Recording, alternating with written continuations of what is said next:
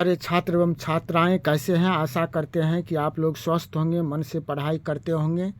चलिए आज इस रिस्ना ट्यूशन सेंटर यूट्यूब चैनल पर आज आप लोगों के लिए बहुत ही हिंदी व्याकरण का ऑब्जेक्टिव क्वेश्चन लेकर के आए हैं, जो बोर्ड परीक्षा 2026 और सभी बोर्ड परीक्षा के लिए बहुत ही महत्वपूर्ण है।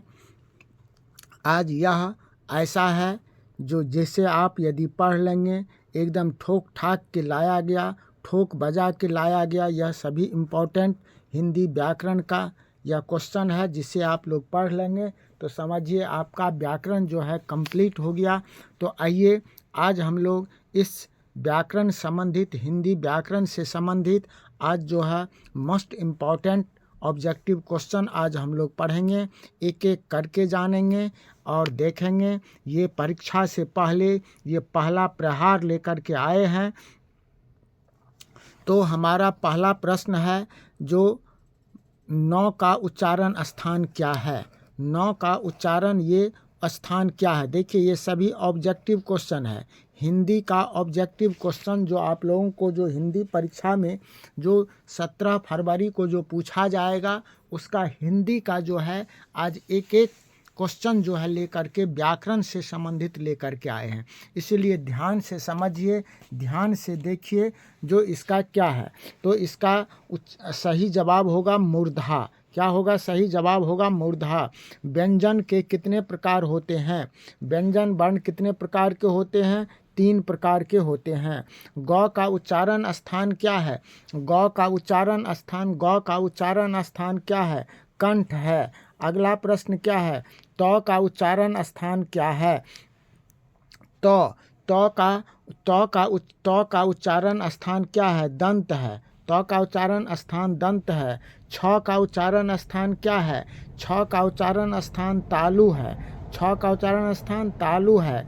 ध का उच्चारण स्थान क्या है? कंठ, तालु, दंत, ओष्ठ। ये ध का पूछता है बाबू, तो ये दंत होगा। क्या होगा? दंत होगा। तौ थ, क्योंकि तौ वर्ग जो है दंता नाम ओष्ठा, दंत कहते हैं, दंत से होता है। अब उसके बाद क्या है? एक ध्वनि जब दो व्यंजनों से संयुक्त हो जाए, तो वह एक ध्वनि जब दो व्यंजक से, वह जब एक ध्वनि दो व्यंजनों से संयुक्त हो जाए, तब वह क्या कहलाता है? वह संपूरक ध्वनि कहलाता है। क्या कहलाता है? संपृक्त ध्वनि कहलाता है। फ का उच्चारण स्थान क्या है? ओष्ठ है। फ का उच्चारण स्थान ओठ है। ट का उच्चारण स्थान क्या है? ट का उच्चारण स्थान मूर्धा। ट का उच्चारण स्थान मूर्धा। अब देखिए यहाँ पर संयोजक योजक चिन्ह पूछता है। सभी का चिन्ह होता है, जैसे योजक का प्रश्नवाचक चिन्ह होता है ना। तो इस तरह से योजक चिन्ह पूछा गया है। योजक चिन्ह क्या है? तो योजक चिन्ह जो है ये सी नंबर का, ये योजक चिन्ह ऐसे जो लकीर दे देते हैं, ये योजक चिन्ह कहलाता है। नहीं तो सी नंबर हमारा क्या होगा? ये सही जवाब होगा। आग शब्द क्या है? तत्सम, तद्भव, देशज, विदेशज। आग शब्द क्या है? तो तद्भव है। आग शब्द क्या है? तद्भव है। मोर शब्द क्या है? तत्सम, तद्भव, देशज, विदेशज। तो मोर शब्द तद्भव है। खेत शब्द क्या है? खेत शब्द क्या है? यह भी तद्भव है। खेत शब्द क्या है? तद्भव है ना।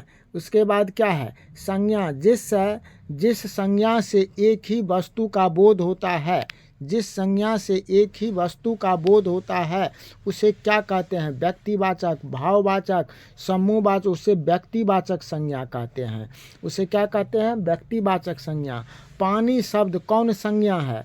पानी शब्द कौन संज्ञा है? पानी द्रव्यवाचक संज्ञा है। जातिवाचक संज्ञा नहीं है। कौन जातिवाचक संज्ञा नहीं है? तो पशु जातिवाचक संज्ञा नहीं है। पशु क्या है? पशु जातिवाचक संज्ञा नहीं है, वो पशु नहीं। ये क्या कहते हैं? ये भी सही है। ये कौन है? ये आगरा। आगरा जो है यह कौन है? जातिवाचक। ये कौन जातिवाचक संज्ञा नहीं कहता है? तो आगरा ये जातिवाचक संज्ञा नहीं है ना। ये डी नंबर का सही जवाब होगा। ठीक है, ये सब नहीं, ये सब नहीं है, ये सब नहीं है, यह नहीं, ये हो गया। अच्छा, अगला क्या है? संज्ञा का उदाहरण नहीं होगा। कौन संज्ञा का उदाहरण नहीं होगा? अब देखिए यहाँ पर कहता है कौन संज्ञा का उदाहरण नहीं है। सुंदरी, यह भी संज्ञा है। मानव, ये भी है। पटना, वह संज्ञा का उदाहरण नहीं है। वह क्या है? संज्ञा का उदाहरण, ये सर्वनाम है ना, तो वह हमारा सही जवाब होगा। स्त्रीत्व किस संज्ञा का उदाहरण है? स्त्रीत्व ये भाववाचक संज्ञा का है। किसका है? ये भाववाचक संज्ञा है। सही जवाब क्या होगा? भाववाचक। बुढ़ापा किस बुढ़ापा शब्द है, कौन संज्ञा? भाववाचक। समूहवाचक, जातिवाचक, ये भाववाचक संज्ञा है। बुढ़ापा कौन संज्ञा है? भाववाचक। हिंदी में शब्दों का लिंग निर्धारण होता है। हिंदी में शब्दों का लिंग निर्धारण होता है संज्ञा से। किससे होता है? संज्ञा से। भाववाचक संज्ञा नहीं है। कौन भाववाचक संज्ञा नहीं है? लड़ाई, मिठाई, चतुराई, उतराई, कौन जो है भाववाचक संज्ञा नहीं है? मिठाई भी है, चतुराई भी है, नहीं, और ये मिठाई नहीं है, मिठास होता है भाववाचक संज्ञा। चतुराई, उतराई, लड़ाई, यहाँ ठीक है। चलिए, व्यक्तिवाचक संज्ञा है। कौन व्यक्तिवाचक संज्ञा है? ये देखना है। कौन व्यक्तिवाचक संज्ञा है? तो जमुना ये व्यक्तिवाचक संज्ञा है। जातिवाचक संज्ञा कौन है? जातिवाचक संज्ञा लड़का है। जातिवाचक संज्ञा। को के लिए किस कारक का चिन्ह है? को के लिए किस कारक का चिन्ह है? के लिए संप्रदान कारक का चिन्ह है। मेरे घर से आपका घर 5 किलोमीटर दूर है। इस वाक्य में घर में कौन सा कारक है? मेरे घर से आपका घर, मेरे घर से आपका घर है, मेरे घर से है, तो ये आपादान कारक हो गया। कौन कारक हो गया? आपादान कारक। वृक्ष से पत्ते गिरते हैं। इस वाक्य में से किस कारक का चिन्ह है? आपादान कारक का है।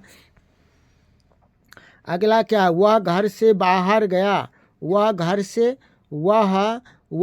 से बाहर गया, फिर घर से बाहर गया, तो आपादान कारक हो गया। कौन कारक हो गया? आपादान कारक हो गया। टेबल पर किताब है, यहाँ पर किस कारक का चिन्ह है? ये अधिकरण कारक का होगा।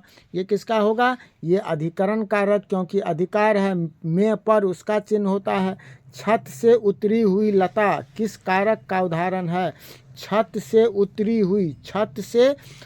हुई लता, फिर छत से उतरी, आपादान कारक का है। अब सर्वनाम कहता है संबंधवाचक सर्वनाम बताएं।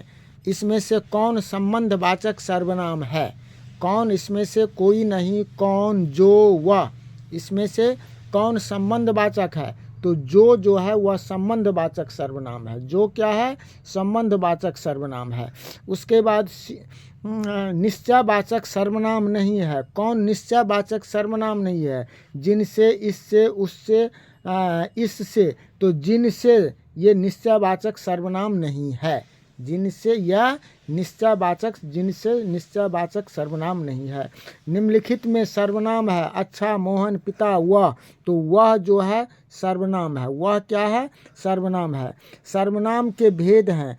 इनमें से कौन सर्वनाम के भेद हैं? तो संबंधवाचक सर्वनाम के भेद हैं, क्योंकि द्रव्यवाचक, व्यक्तिवाचक, भाववाचक ये संज्ञा का भेद है। जिस सर्वनाम का प्रयोग बात कहने वाले के लिए हो उसे क्या कहते हैं? जिस सर्वनाम का प्रयोग बात कहने वाले के लिए हो उसे क्या कहते हैं? जो बात कहने के लिए हो, उसे उत्तम पुरुष कहते हैं। उसे क्या कहते हैं? उत्तम पुरुष, अर्थात बोलने वाले को। अनिश्चयवाचक सर्वनाम नहीं है। कौन अनिश्चयवाचक सर्वनाम नहीं है? ध्यान दीजिए, कौन नहीं है? तो उनकी नहीं है। नहीं, उनकी अनिश्चयवाचक सर्वनाम नहीं है। पुरुषवाचक सर्वनाम का भेद नहीं है। कौन? पुरुषवाचक सर्वनाम का भेद नहीं है, तो निश्चयवाचक नहीं है, क्योंकि उत्तम पुरुष, मध्यम पुरुष, अन्य पुरुष सब क्या है? पुरुषवाचक सर्वनाम का भेद है। मैं आप चला जाऊंगा, मैं आप चला जाऊंगा, इस वाक्य में आप, इस वाक्य में आप कौन सा सर्वनाम है? इस वाक्य में मैं आप चला जाऊंगा, इस वाक्य में आप कौन सा है? तो आप जो है पुरुषवाचक सर्वनाम हुआ, सही जवाब होगा पुरुषवाचक। गोलू अपने घर पर भरोसा रखो, यह वाक्य किस सर्वनाम का उदाहरण दो? गोलू अपने घर पर भरोसा रखो, भरोसा रखो अपने घर पर, तो ये निजवाचक सर्वनाम का उदाहरण है।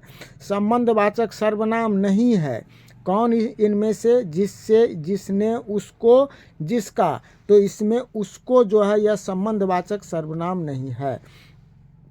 अब देखिए आ गया विशेषण। परिवार, परिवार शब्द का विशेषण रूप क्या है? पारिवारिक। क्या है? पारिवारिक। परिवार शब्द का क्या होगा? पारिवारिक। विशेषण क्या होगा? पारिवारिक।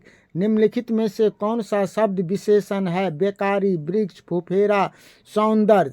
तो बेकार से बना है बेकारी, बेकार से फुफेरा। कौन सा शब्द विशेषण है? इनमें से कौन सा शब्द? तो फुफेरा, फुफेरा, फुफेरा विशेषण है। निम्नलिखित विशेषण के मुख्यतः कितने भेद होते हैं? विशेषण के 4 भेद होते हैं। कितने भेद होते हैं? 4 भेद होते हैं।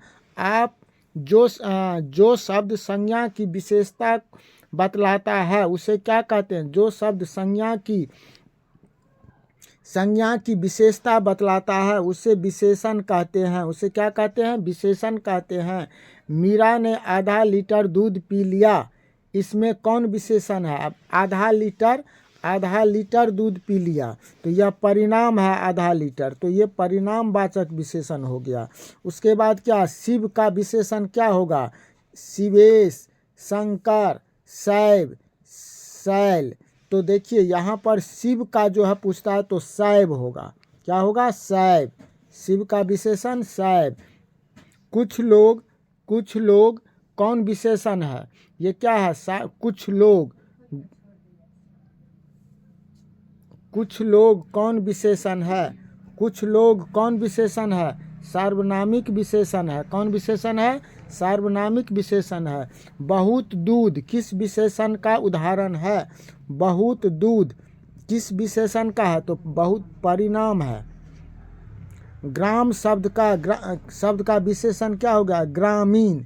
ग्राम का क्या होगा? ग्राम का ग्रामीण। ग्राम का विशेषण ग्रामीण। रुचि का रुचिकर। रुचि का विशेषण क्या होगा? रुचिकर। इसी तरह से देखिए क्या है अगला है 4 गज। कौन विशेषण है? फिर 4 गज है या परिणाम है। इसमें क्या है?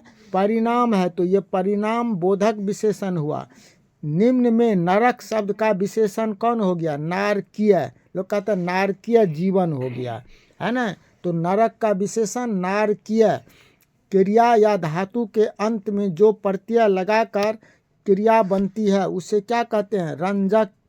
क्रिया या धातु के अंत में तो उसे कहते हैं कृदंत। उसे क्या कहते हैं? कृदंत। उसे कहा जाता है कृदंत।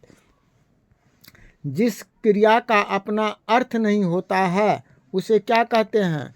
जिस क्रिया का अपना अर्थ नहीं होता है उसे रंजक क्रिया कहते हैं। उसे क्या कहा जाता है? रंजक। राम आम खाता होगा किस काल का है? राम आम खाता होगा, गागे खाता होगा, यह भविष्यत खाता होगा। राम आम खाता होगा भविष्यत काल का है। राम आम खाता होगा। मोहन आया किस काल का? मोहन आया किस काल का? सामान्य भूतकाल का है। अयोध्या के राजा दशरथ के 4 पुत्र थे, कौन पदबंध है?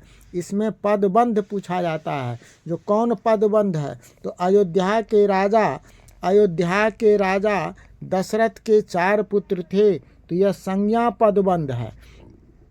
संज्ञा 4 पुत्र थे, ये संज्ञा पदबंध है। उस घर के कोने में बैठा हुआ आदमी जासूस है। उस घर के कोने में बैठा हुआ आदमी जासूस है किस पदबंध का उदाहरण है? संज्ञा पदबंध का उदाहरण है। भारत के प्रधानमंत्री किस पदबंध का उदाहरण है? सब संज्ञा पदबंध का उदाहरण है है ना। चलिए अगला क्या है, लोकप्रिय व्यक्ति का सम्मान सभी करते हैं। लोकप्रिय व्यक्ति का सम्मान सभी करते हैं। लोकप्रिय व्यक्ति का सम्मान सभी करते हैं। यह किस वाक्य का उदाहरण है? देखिए लोकप्रिय वाक्य से संबंधित, ध्यान से देखिए, यह सरल वाक्य है। लोकप्रिय व्यक्ति का सम्मान सब करते हैं, यह सरल वाक्य है। जो लड़के अच्छे होते हैं वे परिश्रमी होते हैं। किस वाक्य का उदाहरण है? जो लड़के अच्छे होते हैं, यह मिश्र वाक्य है, दो वाक्य है इसमें। उसने कहा कि मैं निर्दोष हूँ। उसने कहा कि मैं निर्दोष हूँ, किस वाक्य का उदाहरण है? ये भी मिश्र वाक्य है। किस वाक्य का? मिश्र वाक्य का। उसने अपने मित्र की साइकिल खरीदी। उसने अपने मित्र की साइकिल खरीदी, यह किस वाक्य का है? सरल वाक्य का है। उपसर्ग का प्रयोग होता है शब्द के प्रारंभ में, जिस शब्द के शुरू में लगता है। प्रख्यात में कौन सा उपसर्ग है? प्रख्यात में कौन सा उपसर्ग है? प्रख्यात में प्र लग गया है। बेइंसाफी, तो इंसाफी में कौन शब्द लगा है? बे, तो बे उपसर्ग है। अनुवाद में कौन सा उपसर्ग है? तो वाद में अनु लगा हुआ है शुरू में, तो अनु उपसर्ग है। व्यवस्था के से पूर्व कौन सा उपसर्ग लगाए कि उसका अर्थ विपरीत हो जाए, मतलब विलोम हो जाए? तो अ लगा देंगे तो हो जाएगा अव्यवस्था, उल्टा हो गया। निस्तेज में कौन सा उपसर्ग है? तो निस्तेज, तेज में निस लगा हुआ है। तेज में क्या है? निस उपसर्ग लगा हुआ है, निस। ये सी नंबर का, देखिए यहाँ पर निस में हलंत होना चाहिए। ये सी नंबर का, नौहर्षिकार सौ, ये नहीं होगा, नौहर्षिकार सौ हलंत, ये निस। निर्वाह में कौन सा उपसर्ग है? निर्वाह में कौन सा उपसर्ग है? निर उपसर्ग है। कौन सा? बेईमान में कौन सा उपसर्ग है? तो बई। यहाँ बेईमान में कौन सा उपसर्ग है? ईमान। बेईमान में ईमान में बे लगा हुआ है, तो बे हो गया बेईमान। ईमान में ईमान शब्द है, उसमें बे लग गया तो बेईमान हो गया। किस शब्द में उपसर्ग का प्रयोग हुआ है?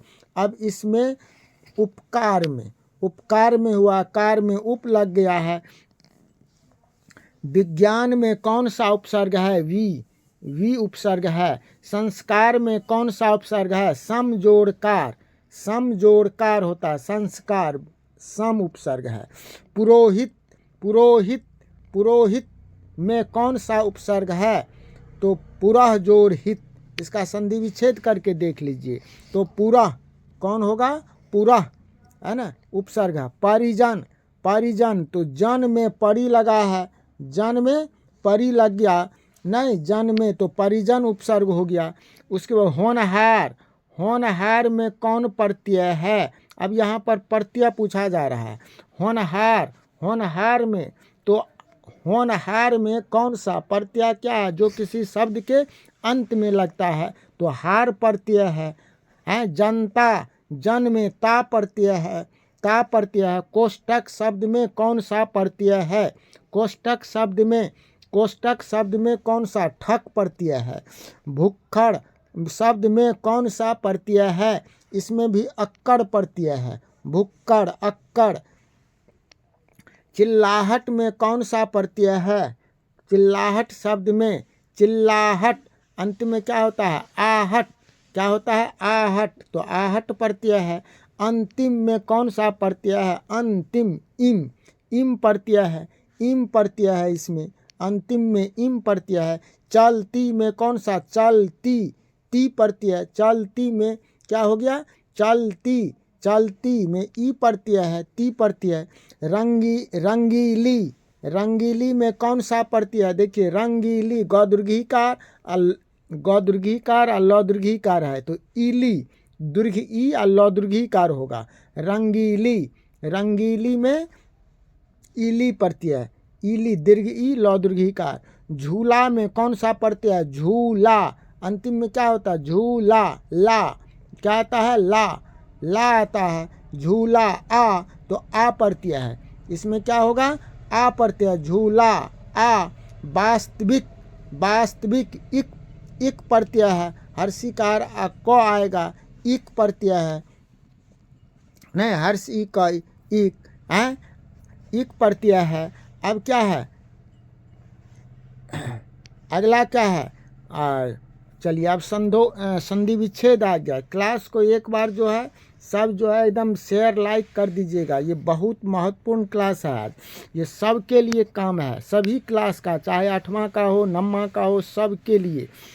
महोजसी का संधि विच्छेद क्या होगा, महोजसी, महोजस्वी, महोजस्वी, देखिए महोजस्वी का संधि विच्छेद क्या होगा, तो महाजोर ओजस्वी, महाजोर ओजस्वी। नाविक शब्द का संधि, नाविक, नाव आब आता है, आब, तो आब शब्द जब है नाविक, तो नाव शब्द में क्या नौ जोड़ इक, नहीं स्वार्थ, स्वार्थ सु है, नहीं स्वा, वो जो है यन संधि है, तो सु जोड़ क्या होगा इसका, सु जोड़ स्व जोड़ अर्थ, स्वा स्वार्थ, स्व जोड़ अर्थ का स्वार्थ, नहीं सु जोड़ अर्थ, सु जोड़ अर्थ होगा स्वार्थ, क्योंकि यहाँ पर व रहता है, नहीं व अर्थ, सु जोड़ अर्थ होगा, सु जोड़ अर्थ, सु जोड़ अर्थ, यहाँ पर अर्थ नहीं अर्थ होगा, सु जोड़ अर्थ, ये अर्थ के बदला में अर्थ होगा, अर्थ, सुजोर अर्थ स्वार्थ, ठीक है। उसके बाद क्या है अगला क्या है, सप्तसी,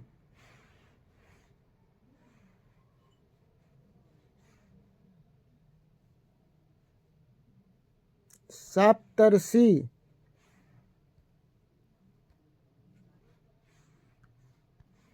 सप्तजोर ऋषि, नहीं सप्तजोर क्या होगा सप्तर्षि, अर आ गया है ना, तो क्या होगा सप्तर्षि,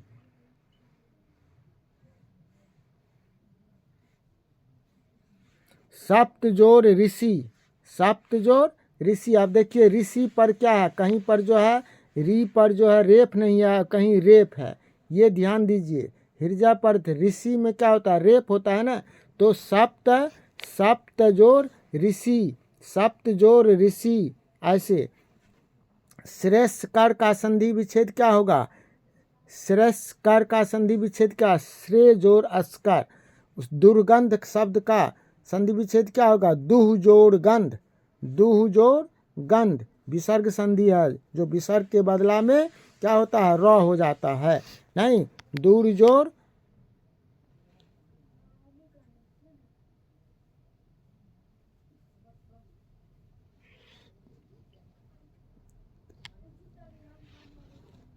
अंतः पूर का संधि विच्छेद क्या होगा, अंतः जोर पूर, अंतः जोर पूर, अंतः जोर पूर, नहीं तब ने विसर्ग का हो जाए अंतःपुर, अंतःपुर। हाँ मनोहर शब्द का संधि विच्छेद क्या होगा, मनः जोर हर, मनः जोर हर। संधि के कितने भेद हैं, संधि के 3 भेद होते हैं, संधि के कितने भेद 3 भेद होते हैं। अगला क्या, संगम शब्द का संधि विच्छेद क्या होगा, संगम शब्द का, संगम शब्द का संधि विच्छेद समजोड़ गम, समजोड़ गम। व्यायाम शब्द का संधि विच्छेद क्या होगा, व्यायाम का क्या होगा वी जोड़ आयाम, वी जोड़ आयाम। पंचम शब्द का संधि विच्छेद क्या होगा, पम जोड़ चम, तब ना ये मौ का जो है अनुस्वार हो जाएगा, पम जोड़ चम, पंचम, पम जोड़ चम। महेंद्र में किन किन वर्णों का मेल है, महेंद्र, तो इसको निकालने के लिए देखिए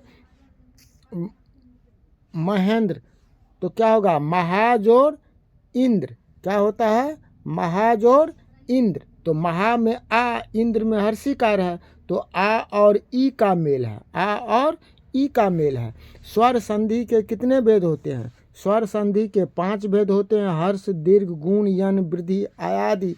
मनोज कौन संधि है? मनः जोड़ ज, मनः विसर्ग संधि है।